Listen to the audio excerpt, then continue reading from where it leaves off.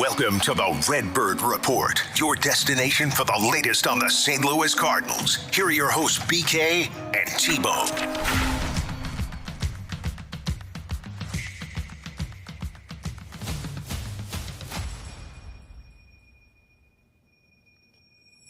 Alongside Tanner Hendrickson, I'm Brandon Kiley. You got the Redbird Report. Appreciate you guys tuning in today. A little bit of a different vibe surrounding the Cardinals this week compared to what it really has been for the last month. The Cardinals had been playing great baseball, most of that led by the offense, and that offense has now sagged. It is not looking the same way that it did for much of the season. A lot of that is because Herrera went through like a mini slump, and it's almost hard to call it that. He's just not like the best hitter on the planet for a week stretch. Mason Wynn has cooled down a bit. He's been not so great against lefties really all season long. It's been a strange phenomenon for him. And then you've got Donovan, who's been good, but has gone through a couple of games where he hasn't been great the same way that he was for a while. It's just not quite the same level of production. And what does that mean? They score 1, 2, 1, and then 4 today. We're actually broadcasting this, just full disclosure, as the game is in the bottom of the ninth inning. Cardinals versus Royals game 1 in that series. The offense just hasn't looked the way that it had for much of the season, T-Bone. And that is limiting their ability to win because we always knew the pitching is just average and it's shown its flaws. What have you made of like the really 1 week slide for this offense that we've seen? Well, I think that 1 week slide can be tied almost into Herrera's slump. I'll put in air quotes if you're watching this on YouTube, because it's a little unfair to call it a slump for him because he still hit for average. He just wasn't slugging, right? He had one extra base hit in an 11-game stretch before he hit the game-tying home run today. So I think that's been the biggest thing, is you're just not seeing any power come from the lineup, right? There are guys that are kind of going through. Contreras has been in a little bit of a scuffle. Donovan had cooled just a little bit, not too much, but there was no power, right? There was no extra base hits coming. Like, you go back to that Texas series that you made reference to there.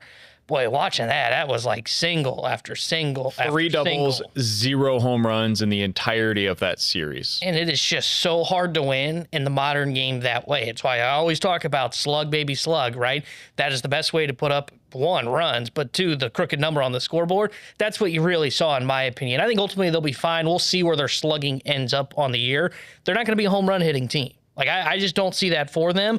So that means they're probably going to go through stretches like this where they're not getting that double that gets in the gap, or maybe someone cuts it off and holds them to a single. And when that happens, I think you're going to see the offense look like this. But, man, if Herrera can turn it back around, and it looks like maybe he may have broken out of it here today as in this doubleheader against the Royals, then there's a chance that they're going to go right back to what they were, which is a doubles hitting machine that doesn't necessarily need to rely on the home run power. Potentially. I'm not all the way there just yet. I think they could become that again. I think this is a very well-rounded offense. They are a team that hits for average. They get on base at a pretty good clip. They hit a bunch of doubles. They do lack that home run ball, and the one guy that really can provide that is Nolan Gorman. We saw that the other night.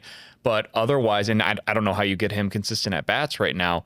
It's a lineup that's going through it a little bit right now. And the news today is that Jordan Walker, who started to heat up the last time that we talked, is now going to be on the IL longer than expected. He was put on the injured list last week with a wrist issue. He felt it while they were going through some swings pregame. It continued to progressively get a little worse to the point where he said, I can't even take batting practice today. So I said, okay, let's put you on the IL. Let's see what this looks like. And we're now almost a week removed from that. And he decided to get some kind of an injection, the expectation, like an anti-inflammatory injection over the last 24 hours. That's going to make him have a no swing progression for the next 3 days. That means he's not coming back in the expected 10-day time frame. And we don't know how long it could be. These things sometimes take a little longer than you expect to progress. They can be really finicky. And it seems like everything's fine. You start to swing again. It's like, it's not back where I want it to be. It's not anywhere close to 100%. And then you have to basically start back from square one. So while this is taking place, T-Bone, the guy that's getting the opportunities currently is Valade, a gentleman that I didn't expect to be a part of the roster, honestly, in 2025. And yet he right now is getting real opportunity in the outfield as that right-handed bat they need against left-handed pitchers, especially. What does this mean for the Cardinals? Valade's the guy right now that's getting these chances, but whether it's him, Burleson, Donovan kicking out to the outfield a little bit more, maybe seeing some more of Lars Nootbaar in center field to make up for some of this. Gorman getting maybe some more opportunities in those days where Donovan goes out to the outfield. What does it mean for the way that they construct this lineup day to day and the guys that are potentially getting that opportunity now? Yeah, well, I think you start by saying, okay, this becomes kind of a competition, if you will, I think, between Burleson and Gorman. You know, I think you look and see, look, Burley earned this. They kind of went through it in the first month. Both of them struggled, so they kind of rode, okay, we'll go Burley for 2 weeks, we'll go to Gorman, and then they got back to Alec Burleson. I think those are kind of the guys that are in competition right now because there's really just one spot when you're going to DH Herrera most days. Because when you DH Herrera, that means you've got second base and right field to decide between Donovan, Gorman, and Burleson. And, well, we know Donovan's getting a start. So really I'm deciding if that is in right field or second base. Sure. I like the idea of giving that runway to Alec Burleson. He's heated up. He is mashing right-handed pitching. And I like the idea you're going to go with him. You try and sprinkle in a couple days where you put Herrera behind the plate. You go with Gorman then at the DH spot, which they did, and he hit the home run. But it's going to have to take significant signs of, okay, this isn't just a one-off. And to his credit, he's been hitting for average for a little bit here now in the recent stretch. But to me, it's more about, does he bring power to the lineup, right? Because though people want Gorman to cut out his strikeout rate, and he needed to, right? He can't have where it was last year. That was unsustainable. How much, I don't really need a guy that's a left-handed swinging second baseman hitting for average. I got Donovan that does that. Where I need Gorman is I need him to provide power to this lineup. Home run, slugging power. To me, he's still got the best pure power in the organization. But I also think now that you're seeing this, you're seeing where their depth is lacking, which is they are too left-handed heavy and they don't have enough right-handed bats right now. And I'm curious to see if this changes. You mentioned Valade being the guy that's got the start in game one against a lefty today in the doubleheader against the Royals. What I'm curious to know is now that Walker feels like his injury is going to be longer, does that change on who is going to serve as this kind of right-handed option that comes off the bench and starts against lefties? Because if it was only 10 days, I could see where they convince themselves on Valade, right? Hey, it's only 10 days. We're seeing 3 lefties in this stretch. We don't want to call up a Thomas Saggese, for example, right? Can I stop you there for a second, though? Part of the problem with them not doing that now is that now the runway, the opportunity for that specific, that chance against lefty starters is almost gone. Today, there were 2. The day that we're recording this on Thursday, you had the doubleheader against the Royals. They had 2 left-handed starters. Beyond this, the only other lefty in their next, I think it's 6 or 8 games, 8 games against LA, Toronto, Milwaukee. The next 8 games of the current scheduled starters that they're going up against, the only one that is left-handed is Jose Quintana. So you have a big run of right-handed starters that are going to be on the mound against you here coming up. We don't know. There's one starter against LA that we just don't know yet. They're throwing everything at the wall to see what sticks, basically. Probably could be a bullpen game. But that means that there will be fewer opportunities coming up for a guy like Saggese than there are now. There is still a chance, though, for right-handed bench bats, and you could have him be that. But that's maybe part of what played into it. I personally would have said that maybe worth it just for today, this doubleheader where you really needed those right-handed hitters going up against a lefty starter. Sorry, go ahead. Yeah, what makes it tough is he's now struggling down in the minor leagues against lefties. I would call that just small sample size, right? But maybe the Cardinals saw that and see something that's wrong, and that's why they didn't do it, because Valade has been hitting well down in AAA. Maybe that was the thought process, because when I was looking at this morning before our BK and Ferrario show meeting, I was looking at this lineup and look, this is not a shot against Ryan Valade. Ryan Valade, you probably don't want in your lineup, right? There's a reason he's been in AAA. He's more of a journeyman at this point in his career. But I looked at it and I said, man, to me, there are 2 roles right now that I feel like they're playing with 24 guys instead of 26, even though Valade started today. And that is the Valade spot, where I would probably like Saggese. To your point, to me, they've missed a little bit of runway. The other fact in this, too, is you're playing 27 and 28 days, right? This isn't just hey, you had 6 games and then you had a Monday off or a Thursday off like it typically is. You had a big stretch here where you are going to have to get guys off their feet. So either you pull Valade out or Barrero. Barrero's the other guy. He doesn't have a role on this team right now, right? They started Nootbaar in center field over Barrero today in game 1, which tells me they believe more in Lars Nootbaar for his bat and his defense in center than they want Barrero, who is okay defensively out in center field. So he doesn't necessarily have a role for you on that roster right now. So I would have liked to seen them go with Thomas Saggese, who hit lefties well when he was here with the big league club, even though he's not doing it now in Memphis. You could have found runway for him both against left-handed starters where you can play him at second base and bump Donovan out to the outfield and then pull Burleson out because he's not good against lefties.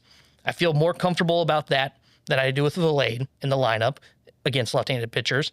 And then the Luke and Baker spot, there's clearly spots now where they can hit left-handed, pinch hit somebody for against a left-handed pitcher, because they've shifted and it's quietly kind of gone under the radar. They're starting to pinch hit more for Victor Scott, because Scott has significant splits against lefties. He's not been good against them all year. So there's your role for Luke and Baker, right?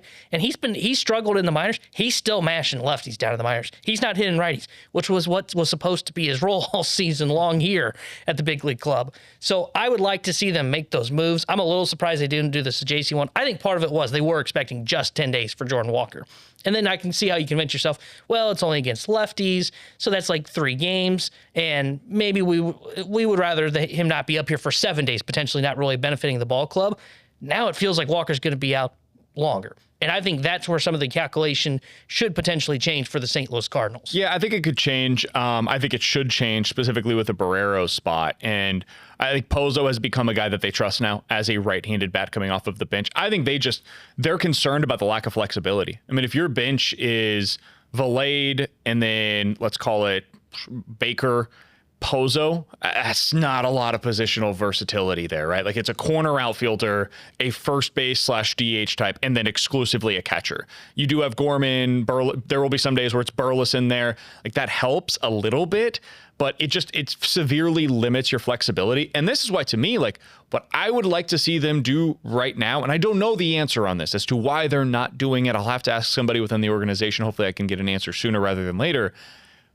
They probably should be trying Sajaci in the outfields a little bit, just to give themselves more flexibility, because then that opens up more playing time for him. Like, he could have this Valade role right now and also serve as the backup option for guys to get a day off at third base or second base, or even occasionally at shortstop for you at this level. Because if he can play any of those positions and the corner outfield, okay, now you have yourself a role that's been carved out. And that could actually help him for next year as well, right? Like, this is not just a 2025 thing. I think it just allows for him to serve a bigger role on the current Cardinals roster. That's part of what Barrero's value is. He can play in center field, or he can play shortstop. He can play some of the other middle infield spots. Like, he is a guy that has a ton of versatility, but they're not utilizing the versatility. He's not playing. So he's just here in the break glass in case of emergency spot. I think this team, if they're going to be, to wrap it back up to the offensive struggles, if you're going to be this team that is about singles and doubles and you are the sum of your parts, right? If that's how you're going to be as an offense, you have to maximize what that offense is. That means platoon advantages at every single opportunity that you can get them. And the best way to do that is to have a bench that allows you a little bit more thump, a little bit more damage than what you currently have. They just lack options right now. And I think it's something that Ollie Marmol has shown an ability to manage a bench really well when he has a good bench. There have been times this year where they've had a good bench. That is just not the case necessarily right now. And so I think it weakens the hand that he has to deal on a day-to-day basis. Yeah, and I agree with they need to maximize their offense, right? They have opportunities where they can go to a Sajaci that makes sense, or a Baker off the bench that makes sense.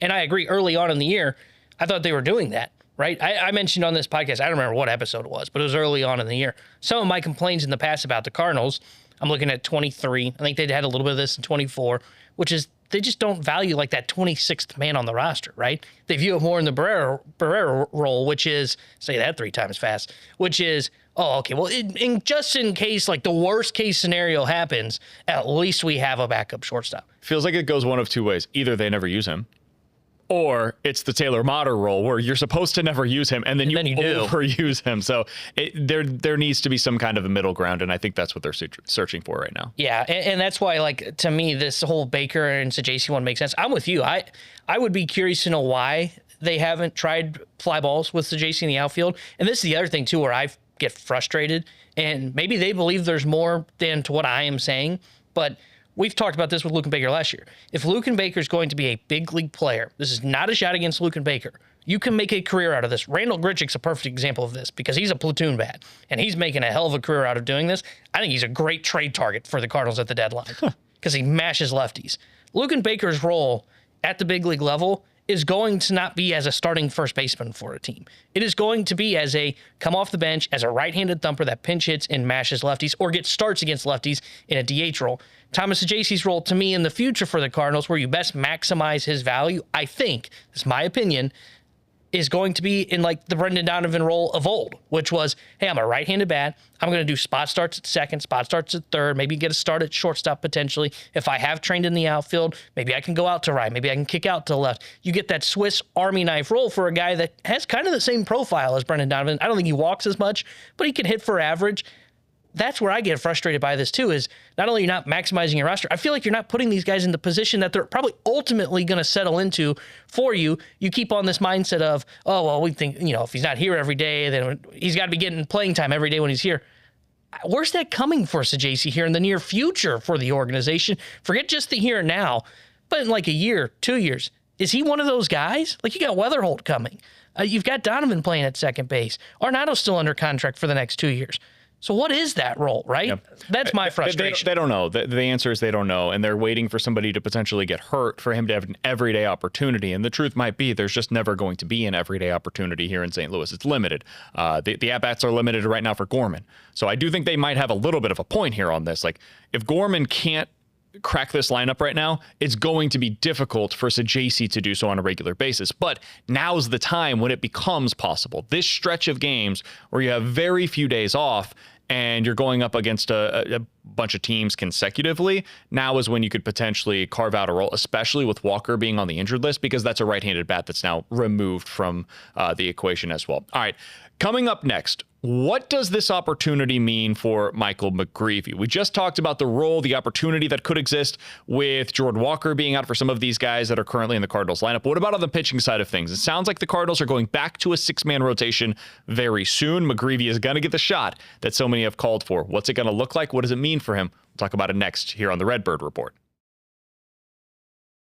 Okay, so the Cardinals sound like they are going back to a six-man rotation, and the man that will be that sixth starter is expected to be Michael McGreevy. The anticipation right now, this has not been officially reported as we are recording this podcast, but the expectation is McGreevy will start on Sunday against the Dodgers, and then most likely you would see him take another start the following Saturday against the Brewers. Again, none of that is confirmed, but that's speculation. It sounds like that's probably the way that they'll go. Palante will remain in the rotation. No people that are calling for him to be removed from the roster, sit down to AAA or DFA'd. He's not going to be gone. He's going to be here. He'll likely start on Monday against Toronto. And then, this is something that I really like, there is a high likelihood that you'll see McGreevy on Saturday against the Brewers and then Palante against the exact same lineup, same situation on Sunday against the Brewers as well. T-Bone, I think this is a really smart way for them to go about it. A, because they continue to get these starters on that 5-day rest period, the way that they have been with the off days built in previously. It also gives McGreevy a chance. And I think some of the calls for Andre Palante to go down to AAA are somewhat fair. His sinker has really dipped in terms of its effectiveness. It's doubled the average against and the slugging against. If you look at it, the first 6 games of the season versus the last 6 games of his season starts for him, it has doubled in both regards, both the average and the slugging against.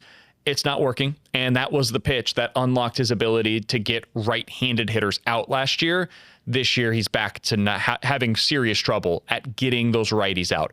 We saw this blow up on him against the Royals. He did have a really bad start to the game and then sat down 13 straight, and then got back into the 5th inning and struggled once again, and it took too long, and ultimately that lost them the baseball game. So what do you make of this opportunity that exists for McGreevy? Do you think this is just a, 1 to 2 game sample size, and then you go right back down to AAA no matter what? Or could there be some more runway for a guy that a lot of Cardinals fans have been excited to see? I'm hoping that this is for more runway potentially for Michael McGreevy. I think that's what they should do, for my opinion. I think that the St. Louis Cardinals, with that 6-man rotation, should have this be an open competition between McGreevy and Palante, because you're right, Palante is struggling again. You mentioned his splits. The sinker's not working for him. It's led to right-handers being almost 200 points better in OPS against him this year, and that's a big problem for him, right? If you can't get one specific hitter out, opponents are going to load up on that, and they're going to try and take advantage of it. It was the problem for Matthew Liberatore last year when he was trying to start. Couldn't get right-handers out, so teams would load up on that and take advantage. I hope this is an open opportunity because to me, this is the trying to compete while also giving runway. I think these just mold into the same conversation here because when you do go back to a 5-man rotation and say you decide to carry whoever is better, and I'll use in this scenario that it's McGreevy because I think he plays to this point. Michael McGreevy slides into that rotation when you go back to 5. Andre Palante goes down. So you're making a move that you think makes you better in the here and now, trying to help you win ball games for what I think can be a playoff team this year. Okay, so that's us trying to do the win and now we make the quick swap. It also doesn't block runway, right? You're actually giving runway to another young arm like you did for Andre Palante. And you're also, the third point I would make, you're still maintaining the depth that they really want in the minor leagues, which is still having a 6th starter that is stretched out, that if there is a time later in the year that you need to go to him because of injury, or there is another stretch that comes up there, you want to go back to a 6-man rotation, you've got Palante stretched back out if you send him back down to the minors. I think it's like the perfect storm. I think it's the perfect storm to decide, hey, you two are getting 2 starts now in this stretch. Whoever does better is in this rotation. And I think McGreevy might provide a little bit more swing and miss that they could use in this rotation. We spend a lot of time on this podcast talking about is regression coming because they pitch to so much pitch to contact. McGreevy's bumped up his strikeouts per 9 down in the minor leagues. His stuff looked really crisp when he was here for his 1 or 2 outings in the last time that we saw him. I think, yes, this is a true open competition to see who will remain in this rotation when we go back to a 5-man. I think there might be some that hear that and say to themselves, okay, yeah, I'll believe it when I see it. Because the Cardinals in the past, this is a fair criticism, I think, have played the contracts. They've played the guy that's already been here. They have been basically like Ty goes to the person that we expected to be good this season or expected to be a part of the roster this season. I don't think they necessarily have... I don't think that criticism is warranted this year. Like they've earned the benefit of the doubt in that regard. The Cardinals, when you look at the way that they have operated in 2025, again, set aside all of the preconceived notions about who they have been in the past for a moment. I know it's difficult, but if you look at it this year specifically, Victor Scott crushed the baseball during spring training. Nolan Gorman was bad during spring training. Victor Scott earned his way onto the roster, and Nolan Gorman took a backseat. Alec Burleson was better than Nolan Gorman early on, so he got the opportunities. And then he slumped. And Gorman got that opportunity. They said, okay, we're going to give this runway back to Nolan Gorman. He struggled.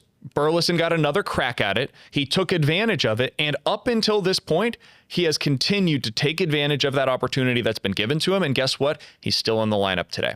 So you look at the way that they have been operating, it has truly been, for the most part at least, a meritocracy. If you earn your way onto this roster, they will play you, they will keep you here, and you will continue getting that chance. If you don't earn that opportunity and somebody else is outplaying you, well, then we're going to go ahead and make the move and we'll explain it to you. We'll tell you what we need. Chris Roycroft, go back down. We need to get something better for you. Ryan Fernandez took a little longer than we all wanted it for it to, but go back down, get this worked out. T-Bone, you had mentioned this earlier today. Ryan Fernandez has been excellent in the last 10 outings. And in fact, they're kind of changing his role. For his last few outings down in Memphis, he's going multiple innings now, which could be something that the Cardinals could really use during this stretch of games. So they're able to carve out a new role for Ryan Fernandez. Not what you expected, but a role nonetheless. So all of this is to say, if you end up seeing Michael McGreevy come up to the big league club and clearly outperform what Andre Palante has been, I have faith that they will keep him here. I don't think this will be a situation where they say Ty goes to Andre Palante.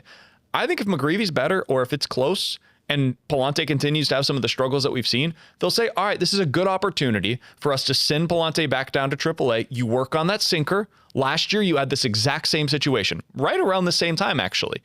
You went down to AAA, you figured out the sinker. It allowed you to get righties out with less pressure on you, so that way you could just specifically work on that pitch.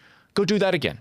And then let's see what it looks like over the next few weeks, probably around the All-Star break. Maybe you get another crack. Maybe he's the next guy that becomes a part of a 6-man rotation when they have a long extended stretch of games such as this one that we're going through right now. So I think it makes a lot of sense for them to go to this 6-man rotation. I think the timing could not have worked out any better for them. It will put some stress on that bullpen, though. And that's where things get a little tight, but the bullpen is ripe with flexibility. If you want to send down Kings, Swanson, Munoz, you can. If you want to call up Fernandez, who I just mentioned and has been better, go ahead. O'Brien showed you today during their win in the doubleheader. He can help you here at the big league level. And he can also potentially go multiple innings as he did in game 1 of this doubleheader. They just signed Matzik, via a minor league contract. He was with the Yankees. Now he is on the Cardinals roster in the minor leagues. If you call him up, I think it'll be tough flexibility-wise, but you could bring him back. And then Roycroft's still down there. So this team has a lot of flexibility, man. Pitching-wise, they can make this thing work throughout this extended run. Yeah, I'm not worried about the bullpen potentially being strained in this stretch because of all that flexibility that you mentioned. As long as they're willing to use that Memphis shuttle, they should be fine. And if they're willing to make a couple 40-man moves potentially too, like you mentioned, Madzik, that would require a 40-man move. Yep. They've also got a right-hander. I don't think you mentioned his name, but Andre Granillo, who's down in the minor leagues. Dude, he is striking out the world. His stuff, 1.35 ERA, 14.2 strikeouts per 9 so far in 26 and 2/3 innings pitched. Yeah, he looks like walking the world too. 2.4 walks per 9. His walk rate has come down. It has been. That's been an issue for him in the past. It's down right now. Now, maybe that's just fool's ghoul, but hey, look. Right now, we've talked about this before, too, with minor league bats before. Sometimes you just need to take the hot hand with you, right? Just use it while it lasts. When it cools off, it can go right back down. So they've got the flexibility, and you mentioned a couple of other names for them. I like where they're at with their pitching right now. And I know that sounds weird to say. Yeah, the bullpen. And the one extra starter. I will say I like what they're doing with the extra starter, too, because of the fact that I think McGreevy, they're going to give him a legitimate shot to try and take the job of Andre Pallante. If this was a classic, well, Pallante gets the tiebreaker, then maybe there would be a little bit more, I don't know, frustration, but a little bit more, and I would be frustration, would be the right word to use there. But again, I think McGreevy can add some swing and miss to the staff. For sure. The bullpen arms that we just talked about. I mean, I mentioned Grillo if you wanted to add him. He's got strikeout stuff. Madzik has had some strikeout stuff in the past in the minor leagues. We saw O'Brien. He's got filthy stuff. It's a matter of if he knows where it's going or not. But when he does, he's got strikeout stuff. So I like where they're at position pitching wise. I do think they are set up well to go a little bit shorter in this bullpen. Yeah, I think they're in a good spot. Again, they've got that flexibility. So if you wanted to do it just with a line change, like the first half of this run of games in a row, you could go with 3 guys, and then the second half you flip out those 3 guys and you just consistently kind of do it that way. You can do that, or you can just go like one at a time, right? Every 3 days, you get a new fresh arm into that bullpen after somebody runs out. I could see them going either direction. I think both ways could potentially work for them, but Ollie Marmol is going to have a pretty good way to utilize not only the back end of his bullpen, but you can get a little aggressive with those guys that are in the middle innings, despite the fact that you've got this extended runway of games in a row without the off days in the month of June. All right. That's a lot on the pitching. It's a lot on the roster manipulation here. Let's talk about where the Cardinals are at, big picture-wise. You've got a big series coming up this weekend against the LA Dodgers. It's a potential fork-in-the-road moment, and they were able to get what was, I believe, almost a necessary and must-win situation today against the Royals in Game 1. We'll talk about all of that coming up here on the Redbird Report. Cardinals got a big win in Game 1 of the doubleheader against the Kansas City Royals. That just went final as we are recording this right now, so full disclosure there. It was not finished whenever we started the podcast. It now is finished. They win 6-5 in extra innings against Kansas City. They tried like hell to give that game away. First of all, they had nothing going against Noah Cameron. I thought the Royals made a terrible decision in pulling him from that game, but the Cardinals then get to their bullpen, and then Ryan Helsley gives it up late. The Royals score in extras, and then the Cardinals are able to put up a couple. They win 6-5. They needed that desperately, T-Bone, because this had the potential of snowballing on the Cardinals. You had this game that could have gone in the other direction, which would mean losing 4 out of your last 5. And then you've got a night game with Libby on the mound going up against the Royals. Who knows? You got Reagan's on the other side. That's not an easy matchup for the Cardinals. Lefty again. And then you've got 3 coming up over the weekend against the LA Dodgers. T-Bone, this to me, especially if that one became a loss, it didn't, thank God, could have been a fork in the road moment for their season. It really had the potential to be that. You had an injury with Walker, which really changes the complexion of your lineup, which sounds weird because he hasn't been great this year, but he'd been warming up. It's a right-handed bat that you need, and it's a guy that you trust defensively. So all of that, along with the Pallante blowups that are taking place right now, this extended stretch where you have no days off, you're churning through some of these bench options for you that you don't feel great about right now.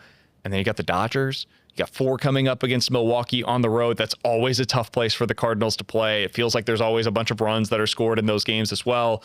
You got the Cubs coming up later on this month as well. Could have been a fork in the road moment. Do you still feel that way? Like it could be that? I think it's got the potential to be that because, I mean, if you lost that first game here today especially, I mean, I think it would have been fair to just kind of say, boy, it feels like you could lock in a losing homestand, and a potentially ugly homestand because they got Reagan's going against them tonight. That's not going to be easy. And then against the Dodgers, sure, you get maybe what looks like maybe one bullpen game. You also see Yamamoto and Dustin May. And May's numbers aren't good. Man, that guy's stuff is filthy. He has the chance to shut down your lineup. And then Toronto comes down, you're seeing three of their best arms. It looks like in Berrios, Bassett, and Gausman. The three best. Yeah, like you really could have been seeing this, and it still has the potential to be that. So that's why I do agree, like, this could be the fork in the road moment to where you start to really question, okay, has that regression finally shown up for the St. Louis Cardinals to where the offense has gone cold? And I think that's the unit that has to carry the pitching staff. I don't think it's the other way around. Then I think you could really be looking at this going, oh, well, okay, did we get out over our skis in May? Did we almost fall for what was something that clearly was going to happen, which was some regression, but we maybe overstated how much it was going to happen? So, yeah, I do agree. That win in game one feels huge right now. Now it comes down to, okay, can they find a way to, I don't even say they got to finish, because this is a 9-game homestand. I'm not even saying they got to go 5-4. 4-5 would be respectable, right? You can't go like 3-6 or 2-7 here at home. They're kind of similar to that. I'm not telling you this is what's going to happen, but we remember the last time that this team played a doubleheader.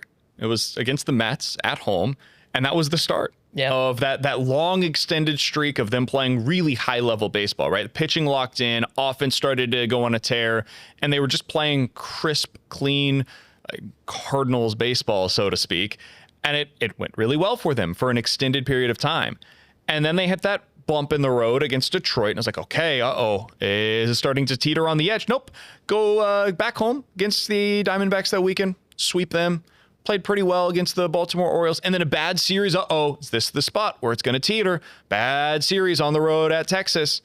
Did not play well at home in game one against the Royals, but that almost now feels like that game one against the Orioles. It's like, okay, what's this going to look like? And then earlier today, they were able to get that win. I feel like a lot of us, I almost put myself into this category as well, I might, are waiting to see this is the moment. This is the moment where everything we've been seeing is proven to be fool's gold. I don't know if that moment is coming, T-Bone. I think this team is pretty good. Great? No, I'm not willing to go there. Pretty good? Yeah. And if they are, maybe they're just going to continue to avoid that snowball that happened in 23, where they went through that June, and it was ugly, man. 21, June, ugly. And they were never able to get back on track.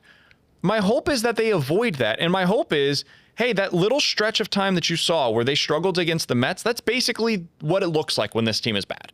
And otherwise, pretty good club, man. Pretty good club. Consistently slightly above 500. They're going to be in it as we get closer to the deadline. But this weekend, it's going to be a hell of a test.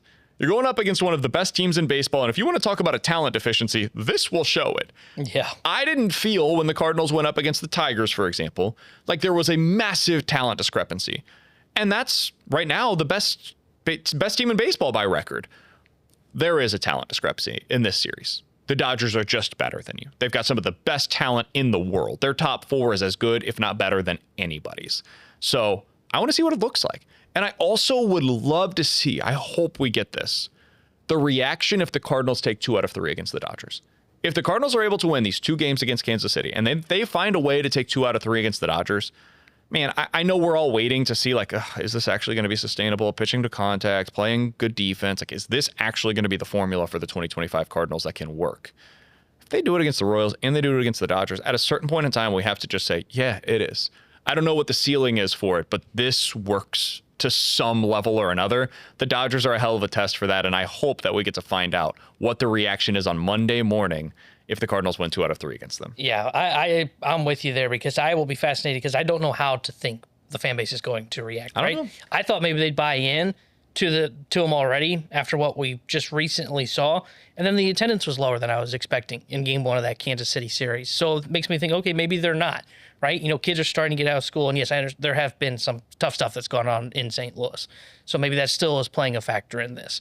But I think this formula will work. Right? Like your concerns, I think they're valid because like the way they win, do they slug? No, not really. Do they miss bats when they pitch?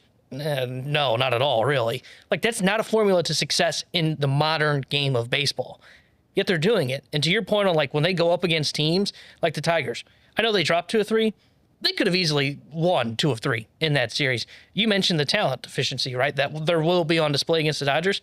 I'd say that the Phillies have a better roster than the Cardinals. Agreed. And they went 4-2 in the 6-game series against them. And not only 4-2, beat the living crap out of them in one of those games in Philadelphia. So I think they've got the roster. Mets, by the way, I think better roster. They ended up holding their own here at home against the New York Mets. Yeah, bad series on the road, but that happens. I think maybe the shoe drops and I'm wrong. I don't see that coming. And I'm the guy that says you got to slug, baby, slug, and you got to miss bats. And trust me, I will be saying they should build this roster for that going into the offseason for whatever holds for this Cardinals team.